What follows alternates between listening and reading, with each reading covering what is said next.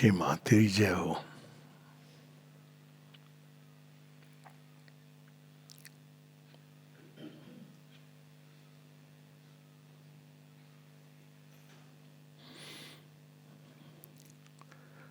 अब हम लोग प्रवेश करते हैं, लेकिन उसी भूमि से अब एक अन्य भूमि पर आते हैं। दो बातें तो स्पष्ट हो जाती हैं। एक प्रकार का पूर्व कथन समझ लीजिए। एक तो ये कि यह योग समग्र योग है, इंटीग्रल योग है, पूर्ण योग है। तो पूर्ण योग से दो बातें आती हैं। एक तो हम सब आधे अधूरे हैं। इसको जानने के लिए कोई हमको किसी के कुछ कहने की जरूरत नहीं है। खुद को अगर हम देखें तो ये पता चल जाता है, आधे अधूरे हैं। एक सत्य है जीवन का। और यह भी सत्य है कि हम सब पूरे होना चाहते हैं। लेकिन आमतौर पर हम कैसे पूरा होना चाहते हैं? हम बाहर से वस्तुओं को लेकर के पूरा होना चाहते हैं। हम सतत आनंद नहीं अनुभव करते, तो हमको लगता है कि अगर हम बाहर से यह भी ले लें वो भी ले लें तो हम आनंद प्राप्त कर लेंगे। फिर कमरा तो छोटा है, कितनी चीज़ें एकोमोडेट होंगी।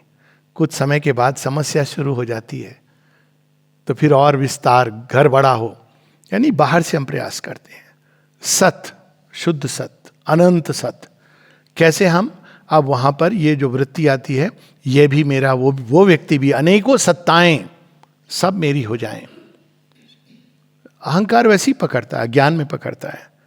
वो पूर्णता खोज रहा है, इन्फिनिट ट्रुथ को ही खोज रहा है, इन्फिनिट कॉन्शियसनेस को, पूर्ण ज्ञान को खोज रहा है, पूर्ण शक्ति को खोज रहा है, इन्फिनिट पावर, फोर्स, इन्फिनिट आनंद। ये चार एस्पेक्ट्स हैं जो सत्य के, जहाँ से ट्रुथ के, उसमें ये चारों आप देखेंगे एस्पेक्ट्स इन्फिनिट के, जिनको ब्रह्मा, विष्णु, महेश और कृष्ण, ये श्री अरविंद बताते हैं कि ये 4 एस्पेक्ट्स के। ढूंढ हम इसी को रहे हैं। क्यों ढूंढ रहे हैं? क्योंकि ये हमारे अंदर कहीं ना कहीं है, और उनकी प्यास हमारे अंदर लगी हुई है। और इसी कारण अभी मैं ये नदी देख रहा था, तो अब इसको क्या कहा जाए, सूखी नदी या प्यासी नदी? कुछ कहेंगे सूखी नदी, कुछ कहेंगे प्यासी नदी। सूखी नदी जजमेंट पास हो गया उसकी डेस्टिनी के ऊपर, और प्यासी नदी एक भविष्य की ओर द्वार खोलता है। तो जब हम स्वयं को, अब ये एक ह्यूमन चेतना को, कि भाई हम तो ऐसे ही हैं, हम नहीं बदल सकते, हम नहीं सुधर सकते, जैसे हैं हम वैसे ही हैं, तो ये एक सूखी नदी की तरह है कि कोई होप नहीं है हमारी चेंज होने की। और जब हम ये कहते हैं कि नहीं, हम पूर्णता की ओर संभव है और पूर्णता की दिशा में हम जाना चाहते हैं, तो प्यासी नदी हो जाती है। तो प्यासी नदी का अगर हम इसको मानव रूप में लें, तो प्यास, ये पहली इंपॉर्टेंट चीज है। योग का प्रारंभ ही प्यास से होता है। माने लिटरली ये शब्द यूज किया है, थर्स्ट। 2 ही चीजें आवश्यक हैं, उन्होंने कहा है इस योग के लिए, थर्स्ट, थर्स्ट, थर्स्ट।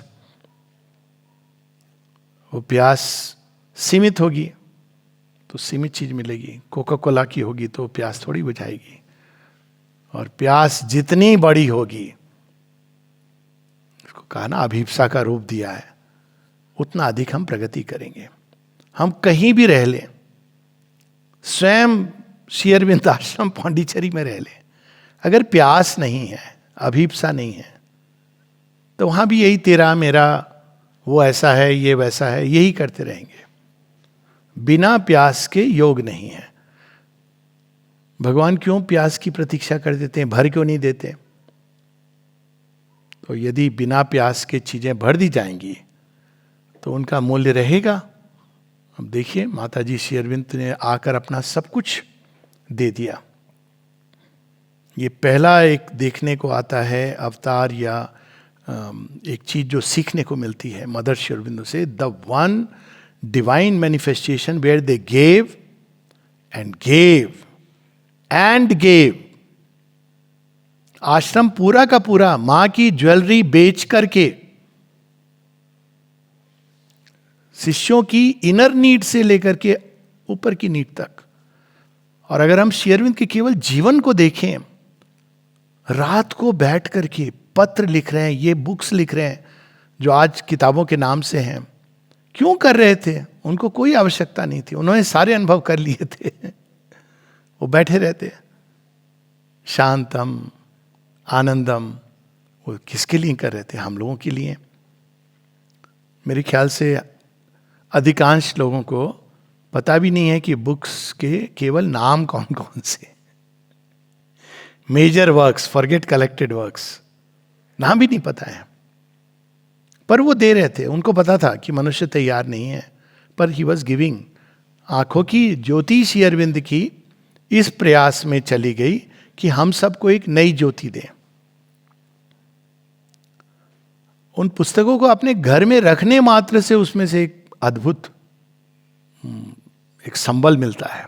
मैंने तो ये अनुभव किया है, कई लोगों ने अनुभव किया है, और पढ़े तो ना जाने कितना आनंद हो। तो लोग कहते हैं कि समझ नहीं आती। हाँ, ठीक बात है, स्वाभाविक है, समझ नहीं आती। लेकिन उसका कारण एक है पूर्व धारणाएं, पूर्वाग्रह। हम हर चीज को जब समझने की चेष्टा करते हैं तो कोई चीज जिसको हम जानते हैं उसके आधार पर समझने की चेष्टा करते हैं। ये पूर्वाग्रह समझने में बाधित होते हैं। इसके कई उदाहरण ले लें। आपको मान लीजिए जीवन में कोई व्यक्ति मिला, उससे आपको कुछ पीड़ा हुई या उसने आपको दुख दिया। दुख दिया तो कोई नहीं देता है, लेकिन आपको दुख पहुंचा। अब आप ब्रांड कर देते हो, है ना? समूह को ब्रांड कर देते हो। कुछ लोग यहां तक कहते हैं कि भाई नहीं, हमको इसमें नहीं जाना, क्यों, हमारा हार्ट ब्रेक हो गया। तो लड़के होते ही ऐसे हैं, होता होगा।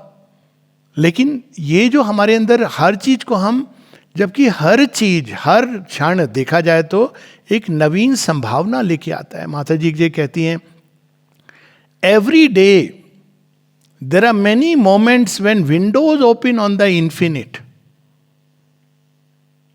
अनंतता के द्वार खुलते हैं एवरी डे। कई ऐसे क्षण होते हैं हम खो देते हैं, क्योंकि हम बस उस एक अपनी सीमा से हम असीम को माप रहे हैं और अपनी सीमा के ही तोल में देख रहे हैं।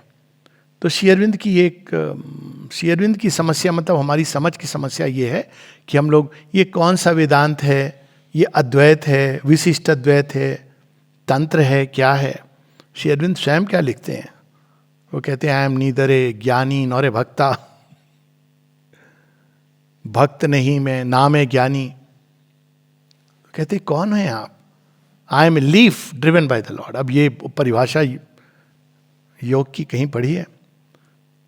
केवल उन्हें दिया। माँ ने तो पूरे दिनचर्या अगर आप देखेंगे, सुबह से लेकर के हर चीज के अंदर, उन्हें एक चीज अगर उनसे सीख सकते हैं हम, तो वो है what it means to give one self.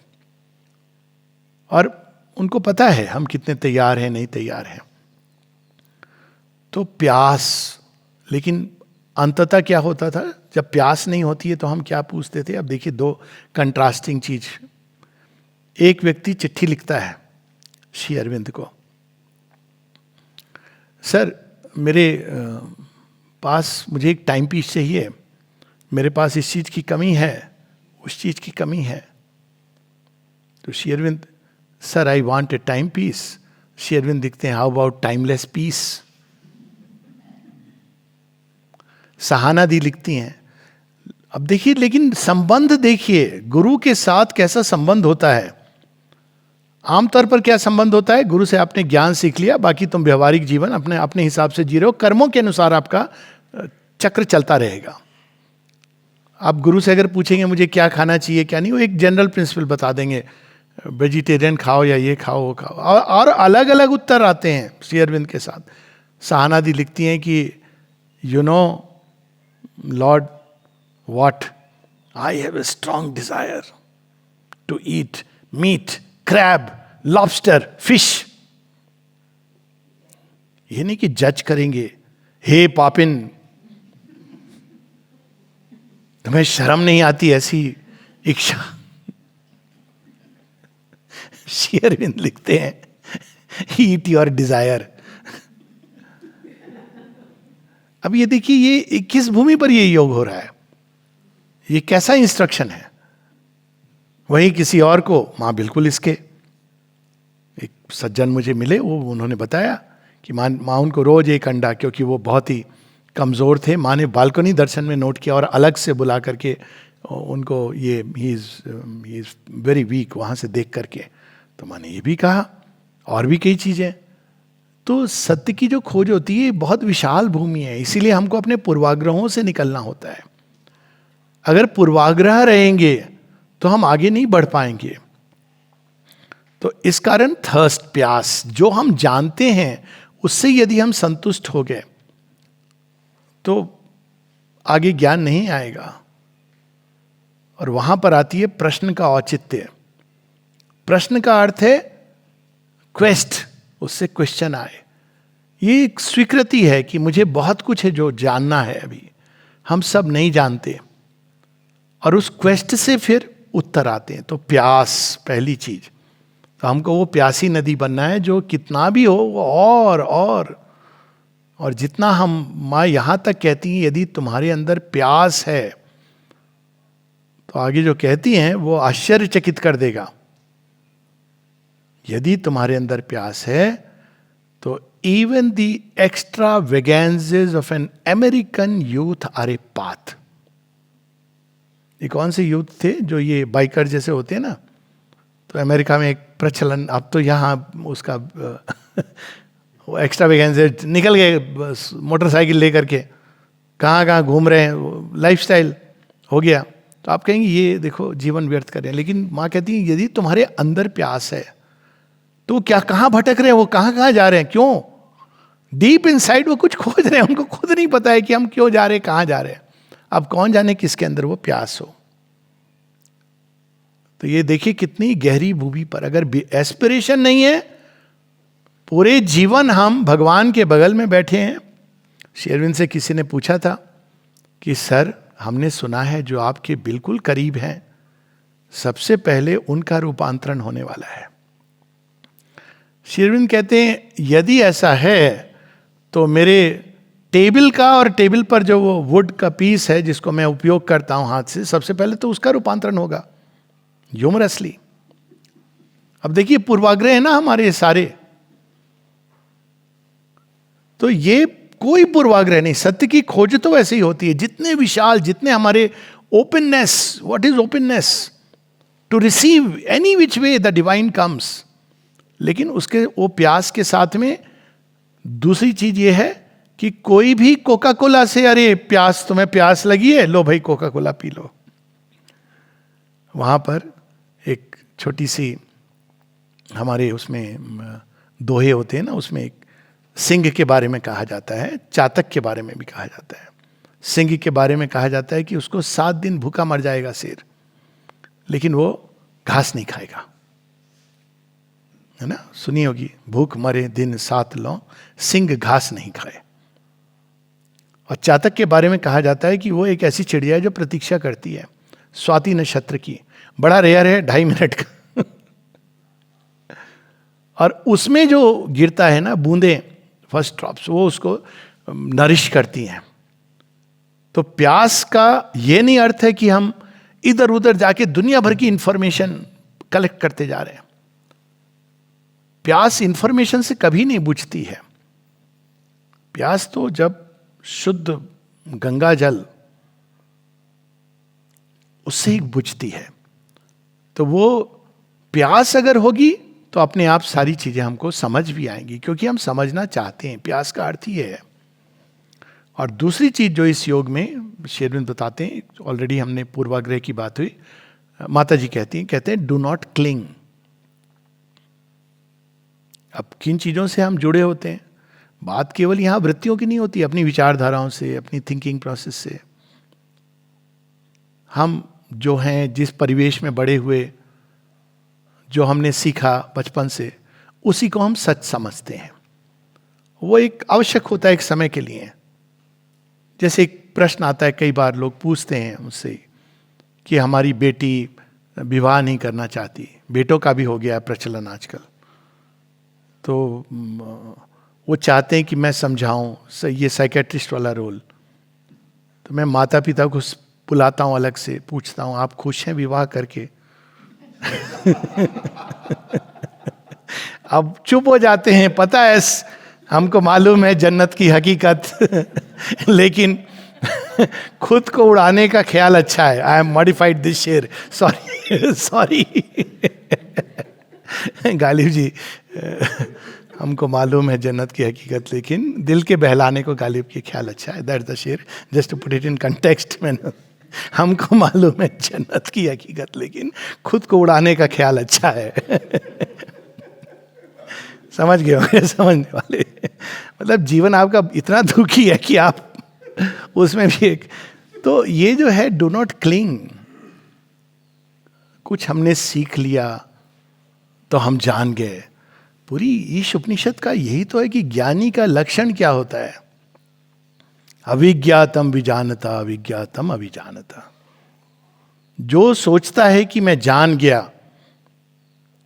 तो वो नहीं जानता। इसलिए जब अमित बार बार मुझे आचार्य आचार्य कह रहे थे तो मैं जरा घबरा रहा था कि कहाँ रोक दिया मुझे, बच्चा रहने दो। नहीं, आप बहुत आदर से कह रहे थे, मैं समझ रहा हूँ। लेकिन बच्चे की यही माँ का बच्चा, बच्चे का अर्थ क्या होता है? बच्चा जीवन को सदैव वंडर से देखता है। बच्चा कभी ये उसके पूर्वाग्रह नहीं होते हैं। माता पिता डाल देते हैं उसके अंदर पूर्वाग्रह, बाद में उनको छोड़ना बहुत कठिन होता है। बहुत सारे पूर्वाग्रह होते हैं। तो आचार्य तो फिर बड़े माने थोड़ा बिहेव करना पड़ता है ना, आचार्य लाइक, आई डोंट नो। अब वैसे मेरी तो दाढ़ी मूछ भी नहीं है तो आचार्य की कैटेगरी में तो आऊँगा नहीं। लेकिन कहने का अर्थ ये है, नहीं अच्छी बात है, कहने का अर्थ ये है कि हमें उस अवस्था में पहुंचना है जहां हम ये कह सकें कि सच में, इसको ही विनम्रता कहा गया, humility, that before the divine I am nothing, I know nothing. तो अब भगवान आपको कहां से नहीं बताएगा, किताब से नहीं, हर चीज से बताएगा। आप रास्ते में जा रहे हैं, कोई दृश्य देखेंगे, वहां से बताएगा। कितनी सारी चीजें बदलती हैं उनसे बताएगा, पुष्पों से बताएगा। मतलब वो सर्वत्र है, हर चीज से। किसी व्यक्ति से आपका इंटरेक्शन हुआ 5 मिनट का, उससे बताएगा। तो ये सारी चीजें, पूरी कचौड़ी खा रहे हैं उसमें आपको ज्ञान आएगा। Everything where there is a constant process of disclosure of the divine going on. तो डू नॉट क्लिंग। किसी भी आइडिया को हम क्लिंग करते हैं कि, और हम ये मान के चलते हैं कि मैं सही हूं। आपको एक उदाहरण देता हूं, आश्रम के कंटेक्स्ट का उदाहरण है। किसी ने माँ से पूछा, ये डॉक्यूमेंटेड है 1957 की, आई थिंक इट इज फरवरी या जून का अनुभव माता जी की, या जुलाई का है वो 57 में। माता जी से किसी ने पूछा कि आश्रम अब वो पहले वाला आश्रम नहीं रहा, आधार क्या है? कहते हैं देखिए पहले कितना शांत रहता था। पुराने समय के लोगों की यही समस्या है। तो कहते पहले कितना शांत था वातावरण, अब देखिए यहाँ लोग आते हैं, चीख, ये सब कौन कौन आ गया आश्रम से। पुराने समय के लोग बड़े टची हो गए थे। वो कभी कभी ये बाहर वाले लोग,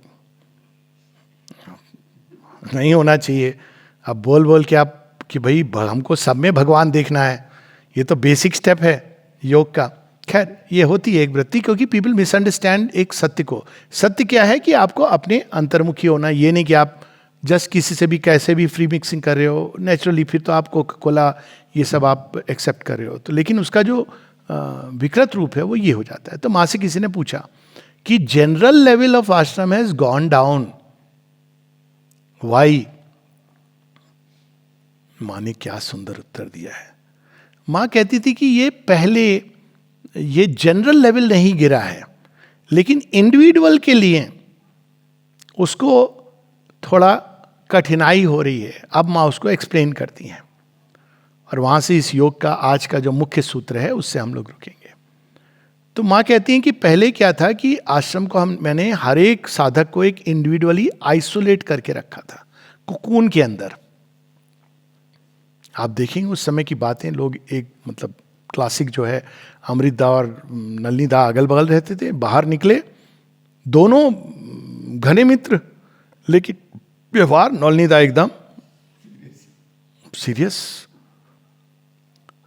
सबके प्रति नहीं थे, बच्चों के प्रति बड़े आराम से खोल देते, लेकिन अगर कोई और आ जाए, किया चे close the door. He could sense कि भाई ये क्यों आया है, व्यर्थ की चिट चैट के लिए। वही अमृतदा का भक्त है, हाय बाय क्या है, उनके तो एक से एक जोक फेमस है कि वो जब आश्रम के अंदर जा रहे हैं तो अचानक एक महिला बाहर आ रही थी, दोनों का टकराव हो गया, तो उस महिला ने इंस्टिंक्टिवली बोला आई एम सॉरी, तो अमृता कहते बट आई एम नॉट। आप बोलिए, ये sense of humour, but I am not.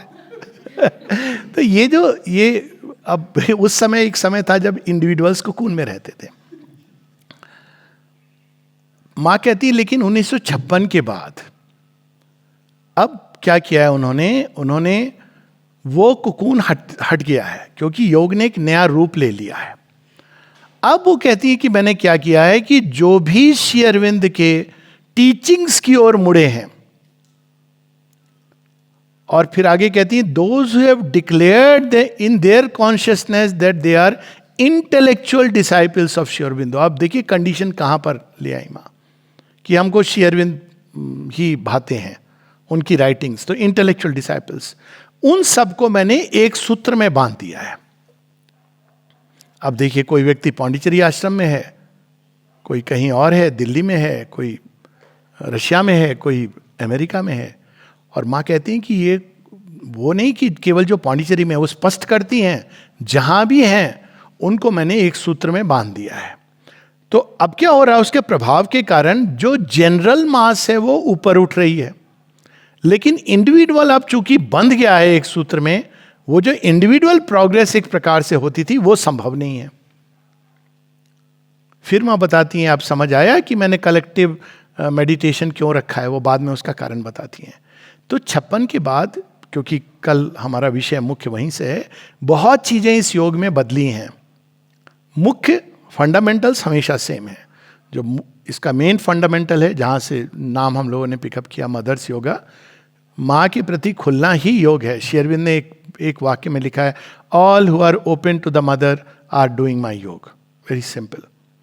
अब लोग भी एक से एक डिसाइपल थे, तो एक डिसाइपल उनसे कहता है कि आप और मदर एक ही हैं। अब देखिए कैसे ट्विस्टेड माइंड्स हैं, ट्विस्ट करके पूछ रहे हैं, आप और माँ तो एक ही हैं, तो यदि आपके प्रति मैं खुला तो मतलब मैं ऑटोमेटिकली खुल गया माँ के प्रति, और माँ के प्रति खुला तो ऑटोमेटिकली आपके प्रति खुल गया। श्री अरविंद का उत्तर चौंकाने वाला है।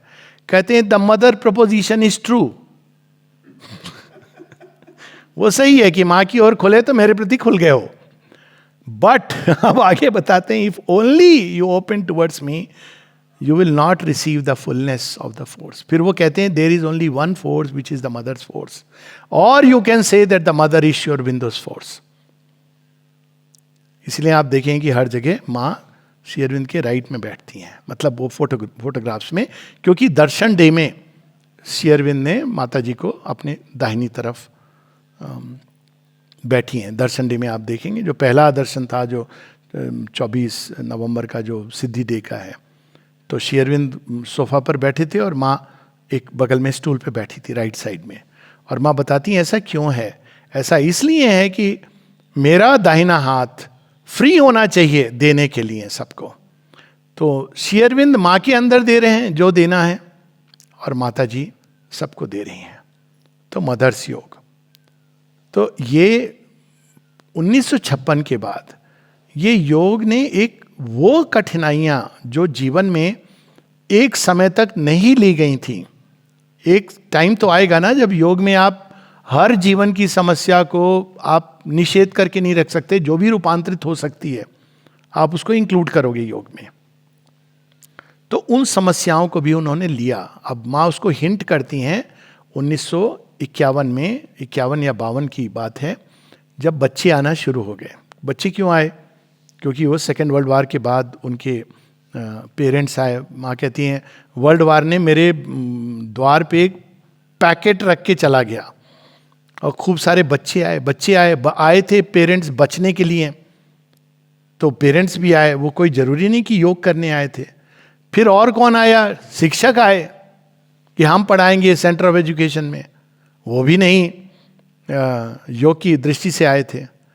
तो अब ये सारे जो आए, तो उसके बाद आप देखेंगे सेंटर ऑफ एजुकेशन के एक लीफलेट में वॉल्यूम 12 में पेज 49 पर एक बहुत इंटरेस्टिंग चीज़ है, an advice to newcomers. ये खासकर जो सेंटर्स में हम लोग काम करते हैं वहाँ ये बहुत आवश्यक है, आश्रम में भी आवश्यक है।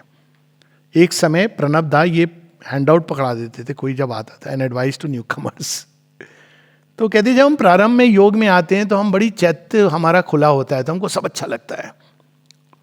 डाइनिंग रूम का खाना खा के स्वर्ग का खाना है, किसी से भी मिलते हैं वो भगवान है स्वयं, संत पुरुष है। हम सब के अंदर एक ऐसा वो क्यों लग रहा है, चैत्य सब में भगवान को देखता है। बात ये नहीं कि वो व्यक्ति कैसा है क्या है, और सच बात है कि अगर आप गहराई में किसी को भी देखो तो वो भगवान है। तो हमारी दृष्टि की सीमा है। कहते हैं लेकिन कुछ दिन बाद क्या होता है कि ये पुरानी प्रकृति बाहर आ जाती है। अब पुरानी प्रकृति क्या कहती है, ये ऐसा है वो वैसा है। क्यों कहती है, कंफर्ट चाहिए ना आपको। अब दो तरीके हैं आपको खुद को कंफर्टेबल फील करने के लिए, या तो मैं सबसे बड़ा हूं या दूसरे मेरे से छोटे हैं। तो एक क्रिटिकल माइंड है, ओवर एक्टिव हो जाता है। तो वहां पर फिर माँ बताती हैं कि इसकी रेमेडी क्या है, ये भी बताती हैं। कहती वापस अपनी चैत्य सत्ता से कनेक्ट करो, दैट इज द रेमेडी। तो जब उस दृष्टि से हम देखते हैं तो ये एक अब और ये और होगा, बहुत सारी चीजें, बहुत सारे लोग आना प्रारंभ हो गए हैं। और उस समय इस तरह की चीजें, अब नेचुरली फैमिलीज आई, तो जो आश्रम में बहुत सारे स्ट्रिक्ट नियम सो कॉल्ड, वो नियम वॉज वेरी डिफिकल्ट क्योंकि वो आश्रम का हिस्सा बन गई। फिर माँ कहती है हमने ये समस्या जो है परिवार की प्रीमेच्योरली ले ली अपने ऊपर, लेकिन आज नहीं तो कल इसको लेना तो था इस समस्या को भी। फिर वो कहती हैं कि इसके कारण हम 30 वर्ष पीछे चले गए, खुद कह रही हैं। लेकिन कोई बात नहीं, अब जो रियलाइजेशन होगा वो ज्यादा कंप्लीट होगा। अब देखिए इसमें बहुत सारे सूत्र आ गए योग के। पहला, ये एक कलेक्टिव योग है। ये वो वाला योग नहीं है कि बस मैं अकेले बैठ करके ध्यान करूं। आपकी वृत्ति है, जरूर करिए, कोई ये नहीं है कि ये नहीं है या वो है, किंतु ये एक कलेक्टिव योग है। इसमें हम संसार से कटते नहीं हैं, लेकिन ईश्वर, ये अभी हम संसार से ईगो के माध्यम से जुड़े हैं, घटनाओं का मूल्यांकन वैसे करते हैं। अब हम इसको रीओरिएंट अपने आप को करते हैं, भगवान की दृष्टि में ये चीज़ें कैसी हैं, भगवान की दृष्टि से देखना प्रारंभ करते हैं। तो it is reorienting our self, reconnecting with life. यानी इसकी 3 स्टेजेस हैं इस योग की। नलिनीदा की एक बड़ी सुंदर एक छोटी सी राइटिंग है, टू लव मैन। क्योंकि ये आता है ना कि भाई हम भगवान से प्रेम करेंगे तो मनुष्य से नहीं कर सकते, बहुत ही एक विरोधाभासी सब आते हैं ना। तो वहाँ पर वो बताते हैं कि पहली स्टेज है जब हम मनुष्य को प्रेम करते हैं, इग्नोरेंटली करते हैं। इग्नोरेंटली क्या, लेन देन मुझे क्या मिल रहा है, मेरा क्या फ़ायदा हो रहा है। जो आपको बोलेगा आप बहुत अच्छे हो, हाँ देखिए वो कितना अच्छा आदमी है। और जो आपको कह देगा कि राजा आपने तो वस्त्र नहीं पहने, सबसे खराब यही आदमी है ना। फ्लैटरर्स, जो फ्लैटरर्स को पास रखे उससे दूर रहिए। ये नॉर्मली यही करते हैं ना हम। फ्लैटरर्स बहुत अच्छे लोग होते हैं, और जो आपको क्रिटिसाइज करे वो हमें पसंद नहीं है, नॉर्मली ये होती है। तो ये संसार के साथ एक ईगो का बेस्ड रिलेशन है। मेरी मम्मी हैं, मेरे पापा हैं, उनसे हम जुड़े हुए हैं। क्यों, हमारी फिजिकल बीइंग उनसे जुड़ी हुई है। फिर इसके बाद जो नेक्स्ट स्टेज आती है जब हम नैरो डाउन करते हैं, नैरोइंग होती है चेतना की, उसमें हम जुड़ना केवल और केवल भगवान से चाहते हैं।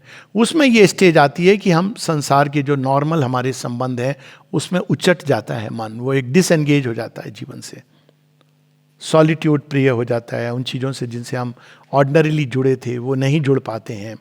ये कई लोग इससे गुजर चुके होंगे और कई गुजर रहे होंगे। तो उस समय आप कई लोगों को ये डिसकनेक्टेड से हैं, उखड़े से हैं, पीपल डोंट अंडरस्टैंड कि आपके अंदर क्या हो रहा है। पर तीसरी स्टेज है जब आप फिर से एक वाइडनेस में प्रवेश करते हो, लेकिन अब आप संसार के साथ रीओरिएंट कर रहे हो। तो ये जो चीज अब योग की हो रही है, अब जो अवस्था है वो रीओरिएंट, कलेक्टिव योग तब प्रारंभ होता है रियल सेंस में, जब हम एक नई भूमि पर संसार से जुड़ते हैं। ओल्ड भूमि पर जुड़े रहना कि कलेक्टिव योग है तो हम चलो हा ही करके खूब एंजॉय कर रहे हैं क्योंकि कलेक्टिव योग है, पार्टी कर रहे हैं, नहीं, वो तो फिर आप धोखा दे रहे हैं हम खुद को। और खुद को अगर हम धोखा दे रहे हैं तो अल्टीमेटली नुकसान किसका हो रहा है? हमारा हो रहा है।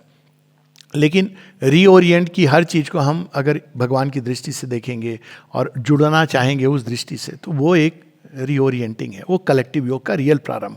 पहले एक इंडिविजुअल योग करता है और प्रयास करता है कम से कम मिनिमम अपने अंदर चैत्य सत्ता को, जो हमारे अंदर मोस्ट ईजीएस्ट, लेकिन उसको प्राप्ति के लिए भी जो पहली कंडीशन थी, पूर्वाग्रहों से मुक्ति। माँ बड़े सुंदर ढंग से कहती है कि तुम्हें अपने अंदर उसको खोजना है जो किसी देश काल परिस्थिति से सीमित नहीं है। देखिए, देश काल परिस्थिति से हम सीमित होते हैं, तो चैत्य सत्ता, पहले हमको ये जानना है कि माइंड कैन नॉट जज स्पिरिचुअल थिंग्स। जगह जगह माँ बताती हैं कि हम क्या होता है कि बाहर से देखकर, वेशभूषा देखकर, जीवन शैली देखकर बाहर से हम जज करते हैं। तो माइंड कैन नॉट जज स्पिरिचुअल थिंग्स। ये कहना किसके अंदर प्रोग्रेस हो रही है, नहीं हो रही है, how do we know? We have no clue about it. और ये काम भी नहीं है। तो हमारा काम क्या है? अपने अंदर ये कार्य करते जाना है, माँ को करने देना, खुला करना। तो ये कलेक्टिव योग है। पहली चीज यहाँ पर हम सब एक दूसरे से एक डीपर स्रोत से जुड़े हैं। इसका एक सिंपल एग्जाम्पल जिसके साथ में भी we can probably, I don't know, time limit, हाँ 5 minute, then we can stop. अब इसको एक सिंपल एग्जाम्पल, अभी हम लोग मुड़े हैं, कई लोग, कई बार होता है ना, परिचय होता है, अपना नाम बताते हैं लोग, पता नहीं क्यों होता है, क्योंकि मैं तो कितनी बार बता दो भूल जाऊंगा। अब ये भूलने की बीमारी है, मेरे को नहीं याद रहता है नाम, तो बाद में कोई, और खासकर जब कोई फ़ोन पर पूछे पहचाना मुझे कहता भैया खुद को ही नहीं पहचानू, आवाज़ सुन के कहीं प्ले कर रही है तो मुझे लगता है सुनी सुनी आवाज़ है।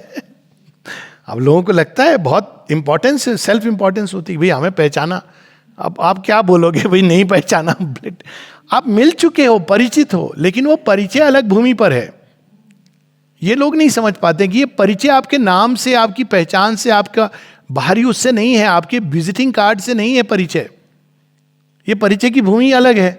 बड़े अपने हैं लेकिन उस अपने का कोई नाम नहीं है। अब ये एक भूमि है जिसमें हम सब अभी मिल रहे हैं।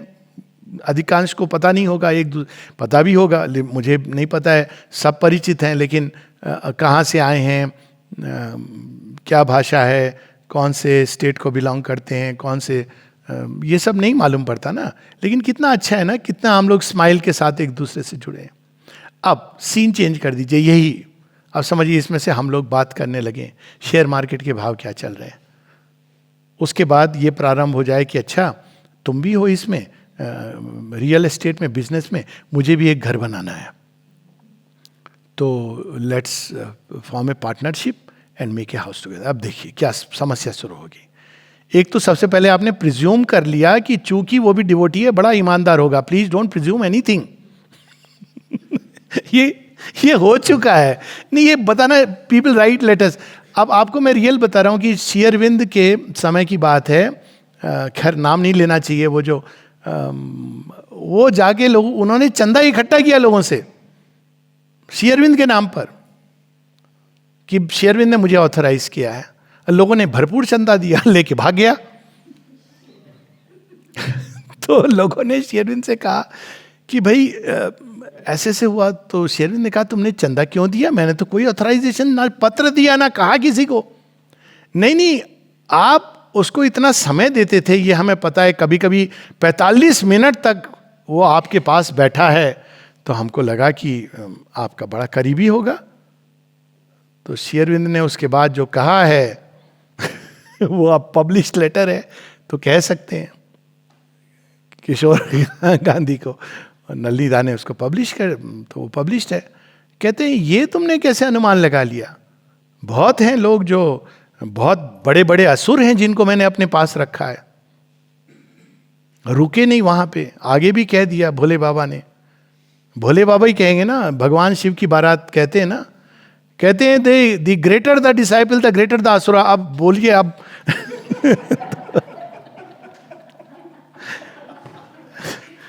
तो कहते हैं sir if you write like this who will give donation genuinely, अगर हम पूछेंगे। अब देखिए सारे पूर्वाग्रह है ना कि हम डिसाइपल कौन है, कितना बड़ा है, कैसे, हम क्या जानते हैं। ये जितने भी ये दिमाग के अंदर कीड़े हैं ना, जो कॉन्स्टेंटली जज करता है। और मां क्या कहती है, द माइंड कैन नॉट जज स्पिरिचुअल थिंग्स। ऐसा नहीं कि नजदीकी ज्यादा भगवान के साथ, ये सब सत्य है, लेकिन जिस आधार पर हम जज करते हैं वो सही नहीं है, क्योंकि हमारा आधार अज्ञान का है। ज्ञान की भूमि से वो चक्षु देखेंगे, बिल्कुल अलग देखेंगे। श्री अरविंद किसी को इंटरव्यू नहीं देते थे एक समय। गांधी जी को तो उन्होंने 3 बार, 2 बार तो निश्चित रूप से रिक्वेस्ट की, लोगों ने, उन्होंने मना कर दिया। कारण उन्होंने जो बताया वो एक अलग बात है, मना कर दिया। टैगोर को उन्होंने आने दिया। और सबसे इंटरेस्टिंग बात कि उस समय जब श्री अरविंद किसी को नहीं देखते थे सिवाय अपने डिसाइपल्स के, गांधी जी को तो यही उन्होंने कहा ना कि भाई मैंने एक नियम बनाया है कि मैं केवल अपने जो मुझ पर आश्रित है उन्हीं को देखूंगा, डिसाइपल्स। तो मैं ये नियम नहीं तोड़ सकता हूं, दर्शन दिवस पे तुम आ सकते हो। गांधी जी तो खुद दर्शन अभिलाषी, खुद के दर्शनों की वो कहाँ से आएंगे, सॉरी जी कहना पड़ रहा है। तो फिर वो लेकिन जब के.एम. मुंशी आते हैं 1949 में, श्री अरविंद उनको इंटरव्यू देते हैं।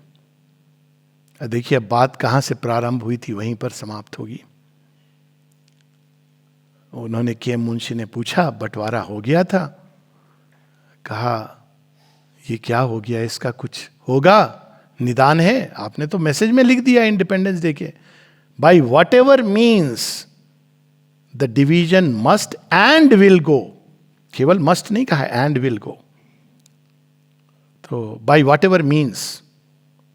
तो श्री अरविंद से उन्होंने पूछा, सर एक प्रश्न है, ये बंटवारा तो हो गया, अब क्या होगा? तो श्री अरविंद का वाक्य है, Pakistan has been created by falsehood, farce and force. It must unite with India even if it is through a war. अब वो खुद ही वार लड़ रहे हैं, मतलब वो खुद ही कह रहे हैं कि मुझे एक कर लो। युद्ध किसके साथ हम करते हैं? जिसे अट्रैक्शन, जिसे सीक्रेट अट्रैक्शन कहते हैं ना। कोई व्यक्ति अगर आपको घृणा कर रहा है तो कभी मत समझिए कि वो बुरा व्यक्ति है, मतलब वो आपसे बहुत प्रेम करता है। ये वैसे मैं एक ट्रू साइकोलॉजी बता रहा हूं।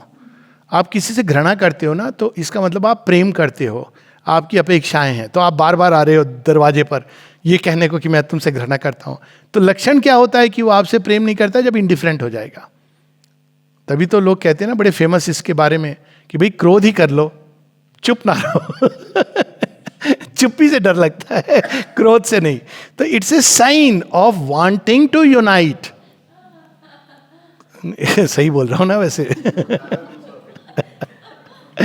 It's a sign that you want to join. तभी आप क्रोध कर रहे हो। जब आपका क्रोध समाप्त हो गया, घृणा समाप्त हो गई, तो मतलब अब कुछ बचा नहीं। Now you are a clean slate. ये हम लोग साइकोलॉजी में इस्तेमाल करते हैं कि हाउ टू नो कि भाई आपका जो ब्रेकअप हुआ या जो भी हुआ, आपने इमोशनली उससे फ्री हो गए हो। जब आप उससे फ्रीली मिल सकते हो विदाउट एनी रिएक्शन और रिस्पॉन्स। और तब बाय द वे, चूंकि इसकी बात हो रही है, then you form a very good bond, क्योंकि वो बॉन्ड मित्रता की बॉन्ड होती है। उसमें ना आपकी अपेक्षा है ना दूसरे की, लेकिन वो अलग विषय है, हम लोग विषय आंतरण नहीं करेंगे। तो ये जो योग है, ये अंत में तीसरी चीज जो मुख्य है, it is a psychological process. शेरविंद ने स्वयं कहा है, प्रैक्टिकल साइकोलॉजी। इसको कोई एक तरीके से नहीं किया जाता है। इसमें हमको अपने ही अंदर एक एक चीज को, भाव को, विचारों को, मोटिव्स को, माने पहला स्टेप बताया बिकम कॉन्शियस। मोटिव्स को पकड़ना होता है, छिपे होते हैं परतों के अंदर। बात हुई ना सुप्रीम लॉर्ड इटर्नल ट्रूथ, ऐसा क्यों कहा? बहुत सारे जो सत्य है छिपा होता है परतों में। जो परतें थोड़ी बदसूरत सी है उसको तो हम लोग निकाल देते हैं, ये सच नहीं है। कुछ परतें बड़ी चमकीली होती हैं। मैं बहुत अच्छा आदमी हूं। देखिए श्री अरविंद ने क्या कहा है, एक एफोरिज्म है उनकी, भगवान आए, और ये कार्य हो रहा है आज जगत में। भगवान आए और उन्होंने मुझसे मेरा पाप का वस्त्र छीना, मैंने खुशी खुशी जाने दिया। फिर आए, ठहर, अब क्या चाहिए प्रभु? देखिए पाप मेरे धुल गए, अभी तुझसे मैं पुण्य का, वर्च्यूज का यह वस्त्र भी उतारना चाहता हूं। प्रभु ऐसा मत करो। ये एफोरिज्म है उनकी। God came and plucked my robe of vices and I let it go happily. Then he came when he plucked my robe of virtues, then I resisted. अब इस पर तो पूरा एक लेक्चर हो सकता है। जब वो वर्चूज, क्योंकि वो भी जो हमारी आइडेंटिटी, असुर या देव उसके परे, तो वो भी जो हमारी आइडेंटिटी बन जाती है उसके भी परे। अब कृष्ण को क्या कहा, श्री कृष्ण अर्जुन को क्या समझा रहे हैं? वो एक साधु बच्चा बनना चाह रहा है ना, कि देखो मैंने अपने परिवार वालों की बात सुनी, अपने सबका इनके अगेंस्ट नहीं खड़ा हुआ, देखिए श्री कृष्ण मैं कितना अच्छा व्यक्ति हूँ। श्री कृष्ण कहते कहाँ का अच्छा है तू, मेरी बात तो सुन नहीं रहा है। If you look at it that way, तो रोब ऑफ वर्च्यू, और यही गोपियों के वस्त्र हरण की कहानी है। और श्री अरविंद कहते हैं उस पर कमेंट्री में कि God's plucking the robe of gopis, कहते हैं कि जो मिस्टिक है, जो योगी है, वो उसके अंदर एक प्रोफाउंड मिस्टिक सिंबल देख लेता है। मिस्टिक सिंबल उन्होंने बता दिया, लेकिन जिसकी जो सोच है बहुत छोटी है, गंदी है, वो उसमें यही सब देखता है कि ये कोई एक देखो कैसी कहानी है। फिर वो कहते हैं कि हाँ टेक आउट दी, हाँ God came and plucked my robe of virtue, thoughts and aphorism volume 10 में है। माँ के वॉल्यूम में ढूंढो तो ईजी होगा। तो फिर वो कहते हैं कि जो जैसा है वैसा ही देखता है वो संसार को। तो यदि हम संसार में सब कुछ नेगेटिव देखते हैं, एक वो कहा है ना कि गाड़ी जा रही है, सामने से यदि सारी व्हीकल्स आ रही हैं, आप सबको गालियां दे रहे हैं कि अरे देखो इसको चलाना नहीं आता, उसको चलाना नहीं आता, इसको चलाना नहीं आता, भाई आप गलत दिशा में जा रहे हो। तो यदि हम सबके अंदर यही देख रहे हैं, बुराई देख रहे हैं, तो शायद हम अपनी अंदर हमारी लिमिटेशंस को नहीं देख पा रहे हैं। और जब हम जितना भगवान के करीब जाने लगते हैं, उतना हम सबके अंदर आनंद, अच्छाई, ईश्वरत्व उसको देखते हैं। अब इसके साथ will read this aphorism, we will stop. अब देखिए ये योग कितना भिन्न है, इसको पढ़ें तो पता चलता है कि इट इज नॉट सिंपली जो हम सेंटहुड, श्री अरविंद एक जगह लिखते हैं व्हाट इज ट्रांसफॉर्मेशन, कहते हैं transformation is not sainthood, ethical man, virtuous, it is something very different. Superman की जो उन्होंने एक्सप्लेन की है। तो यहाँ पर थॉट्स एंड एफोरिज्म्स हैं, विचार और सूत्रावली। The seeker after divine knowledge finds in the description of Krishna stealing the robes of the gopis one of the deepest parables of God's ways with the soul.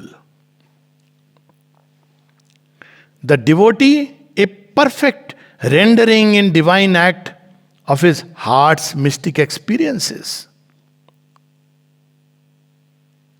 The prurient and the Puritan, two faces of one temperament. अब प्रूरियंट को मैं हिंदी में नहीं अनुवाद करूंगा, हर चीज में वो क्रिटिकल हो रहा है। प्योरिटन, आप धीरे धीरे हर चीज को एलिमिनेट करके कि ये डिवाइन है। माँ कहती है यदि इसके लिए भगवान ने ऐसे सोचा होता तो उन्होंने संसार की सृष्टि की रचना ही नहीं की होती। प्योरिटन, वो क्या देखता है इसमें?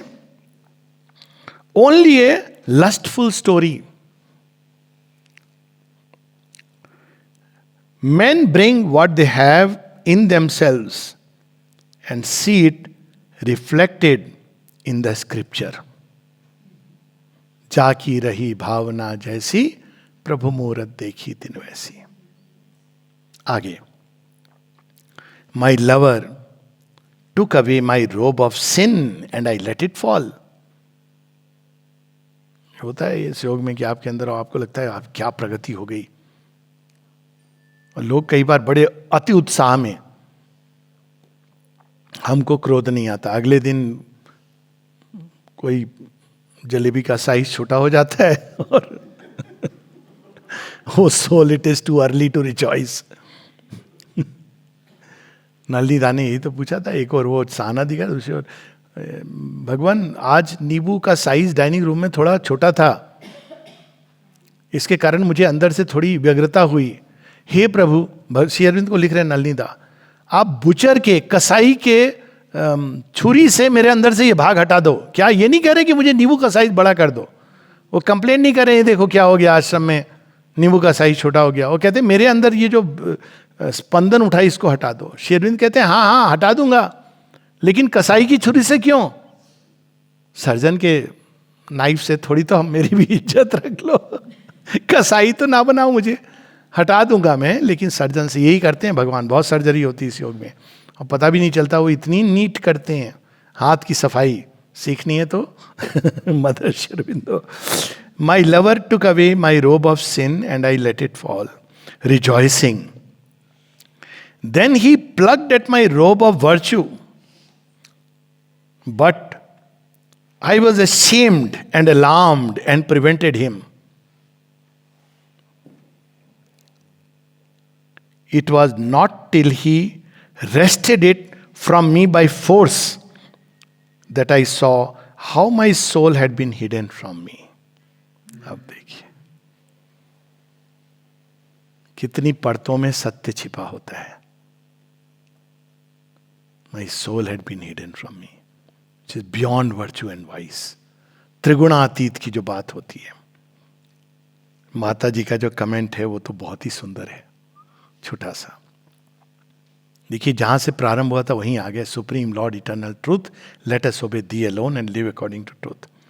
Late us drop our robe of virtue so that we may be ready for the truth. शायद आज के परिप्रेक्ष्य में जो युद्ध हो रहा है उसमें भी ये बिल्कुल सटीक होगा। Let us drop our robe of virtue so that we may be ready for the truth.